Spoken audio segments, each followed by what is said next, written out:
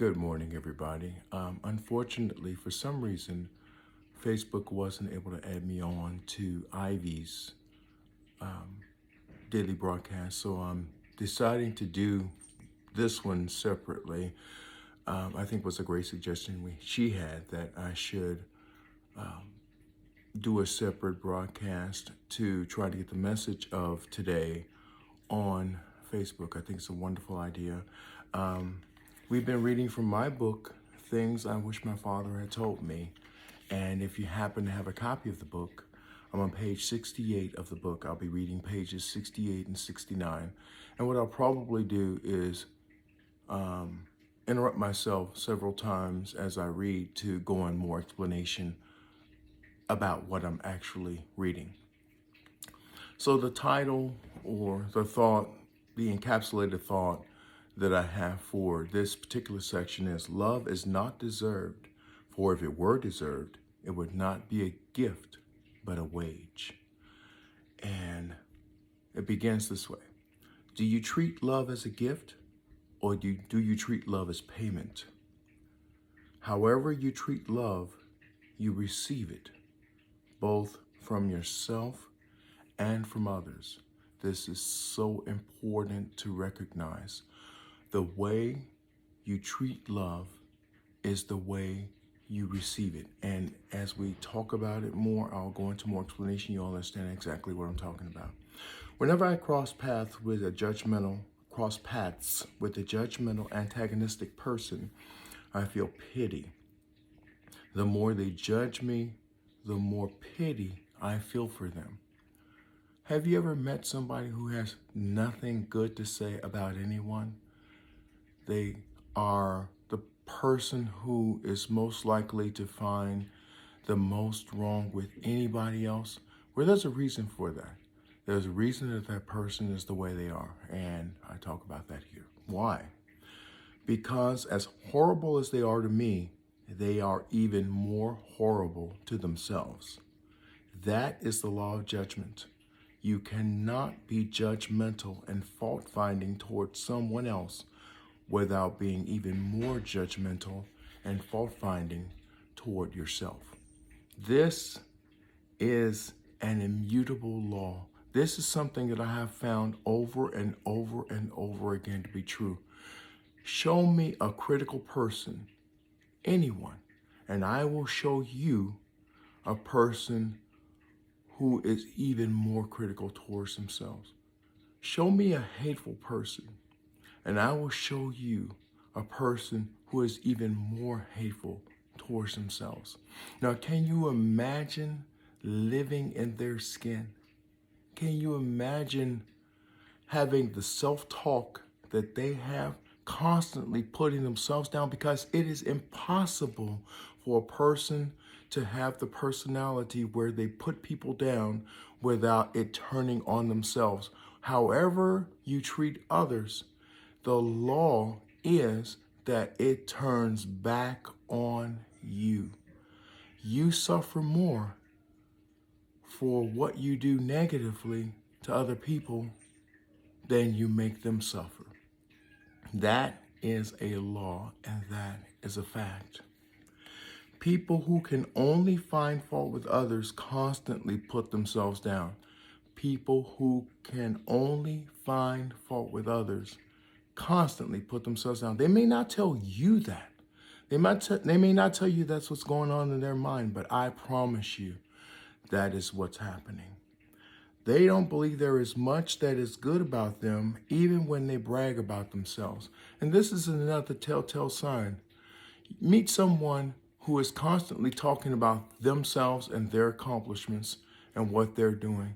Show me that person, and I will show you a person who feels so badly about themselves that they're reaching wherever they can to try to find any sort of relief for the emotional agony that they've placed themselves under by being so critical of others. You cannot be critical of others on a constant basis without being more critical of yourself. They can find no good reason to love themselves, but lots of reasons to despise themselves. Love must be a gift, to others and not something earned by others. Love has to be a gift. Otherwise, you doom yourself to self-critical, self-defeating, emotionally crushing standards that will never make you worthy of loving yourself. And I add, to yourself. You will never find yourself worthy of love if all you do is find fault. You will never consider yourself worthy of love if all you do is find fault with other people, because I promise you, you're finding more fault with yourself. Love must be a gift to others and not something earned by others. And I've already read that, so I'll move on. If you think badly of others, you will think worse of yourself. If love becomes a wage for others, self-love will become unaffordable to you. If love becomes a gift for others, self-love will become a gift for you. How do you break out of that abysmal, dismal cell of self-hatred, of self-loathing, of self-depreciation?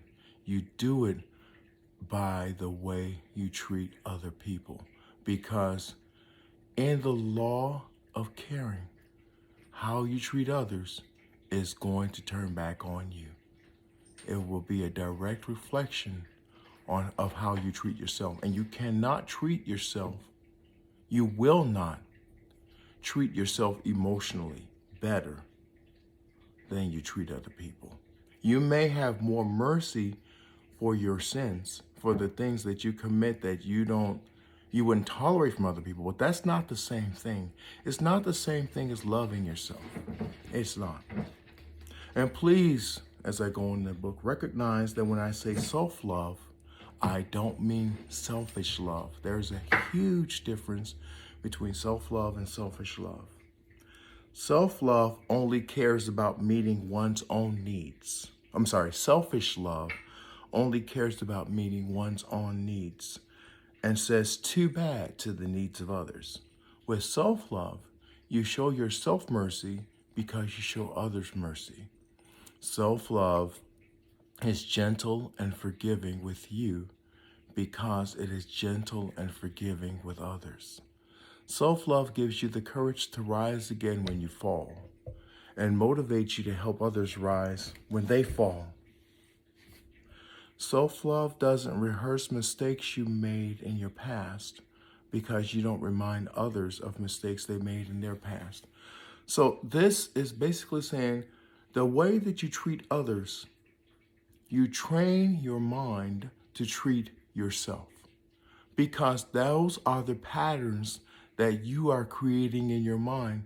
And whichever patterns you are creating in your mind are going to turn back on you. Those same patterns are going to turn back on you. You cannot have one set of patterns for others and a different set of patterns for you. That's not how the brain works. The brain works in a way that it creates grooves in the mind of repetitive thought. The way that you allow your brain to go, the way that you allow your mind, the paths that you allow your mind to wander, those same paths, they're going to continually wander because it's an habitual wandering. You create the grooves in your mind that make it by default go to that place. Whoever you're thinking about, whether it's yourself or others. So, if you believe they don't deserve your love, you will believe that you don't deserve your love either.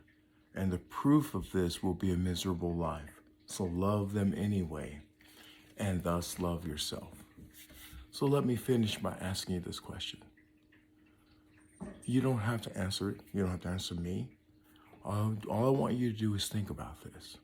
Are you miserable? Do you find yourself having a hard time finding happiness? Do you find yourself having a hard time seeing the good in people? If the answers are yes to all the questions, it is because you have formed a habit of negative thinking towards other people that has turned on you.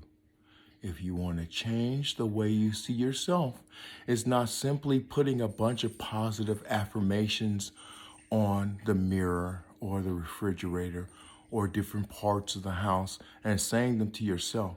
If you haven't changed your mind about other people, those positive affirmations are going to do nothing for you. But if you will change the way that you view life in general, and life in general includes other people as well as yourself. If you will change the way you see life, if you will look at life in a more beautiful way, I promise that you will look at yourself in a more beautiful way. I hope you have the most wonderful day possible.